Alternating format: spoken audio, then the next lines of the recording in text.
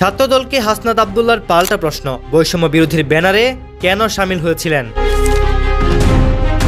উপদেষ্টাদের মিটিংয়ে হাসনাত আব্দুল্লাহ ও নাসিরউদ্দিন পাটোয়ারি কোন প্রটোকলে গিয়েছিলেন এমন প্রশ্ন তুলেন বাংলাদেশ জাতীয়তাবাদী ছাত্রদলের সেক্রেটারি নাসিরউদ্দিন নাসির।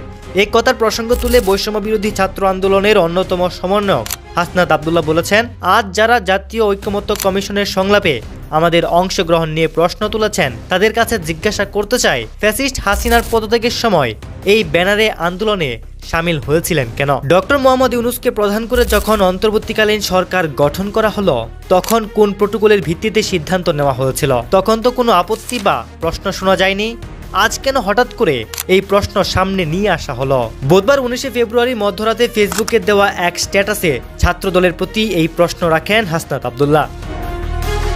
হাসনাত আব্দুল্লাহ বলেন, জুলাই গণ অভ্যুত্থান ছিল বঞ্চিত, নিপীড়িত ও শোষিত ছাত্র জনতার এক গৌরবময় বিপ্লব, যা ফ্যাসিস্ট খুনি হাসিনার পতনের অনিবার্য ভূমি নির্মাণ করেছে। সে সময় বৈষম্য বিরোধী ছাত্র আন্দোলনের আহ্বানে লক্ষ লক্ষ ছাত্র জনতা রাস্তায় নেমে আসে। দুঃশাসনের শৃঙ্খল ভেঙে গণতন্ত্র পুনরুদ্ধারের শপথ নেয় তারা। দেশের সব ছাত্র সংগঠনেই এই আন্দোলনের ব্যানারে ঐক্যবদ্ধ হয়েছিল, যা ছিল আমাদের স্বৈরাচার পতনের আন্দোলনে অভূতপূর্ব এক সংহতির নজির। আমাদের সংগ্রামে শহীদ হয়েছেন সাহসী বিপ্লবী তরুণ তরুণীরা। রক্ত ঢেলে তারা ইতিহাসের পৃষ্ঠায় লিখেছেন স্বাধীনতার নতুন অধ্যায়। ছোট রিয়া গুপ থেকে শুরু করে বৃদ্ধ রিকশাওয়ালা, এমন শত শত নিরপরাধ মানুষের শাহাদাত এই আন্দোলনকে নৈতিক এবং আত্মিক ভিত্তি নির্মাণ করে দিয়েছে। আর বর্তমান অন্তর্বর্তীকালীন সরকার গঠিত হয়েছে এই আন্দোলনের ন্যায্য ভিত্তির উপর দাঁড়িয়েই। আন্দোলনের নেতৃত্বদানকারী বৈষম্য বিরোধী ছাত্র আন্দোলনই রাষ্ট্রীয় উদ্যোগে রাজনৈতিক সংলাপে অংশগ্রহণের প্রধান দাবিদার। হাসনাত আব্দুল্লাহ আরও বলেন, এখন যারা দায় চাপিয়ে দেওয়া ও দোষারোপের রাজনীতির আশ্রয় নিচ্ছেন তারা যেন নিষিদ্ধ ঘোষিত ছাত্রলীগের পরিণতি ভুলে না যান। ইতিহাস আমাদের শত্রুদের ক্ষমা করেনি, ভবিষ্যতেও কাউকে করবে না।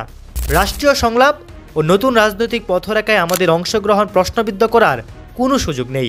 কোনো অজুহাতেই দেশ সংস্কারের প্রক্রিয়া থেকে আমাদের বিরত রাখার সুযোগ নেই। ছাত্র আন্দোলন জুলাই গণ অভ্যুত্থানের একমাত্র সর্বজন সমর্থিত প্ল্যাটফর্ম এবং আমরা এই বৈধতার দাবিতে অটল থাকব।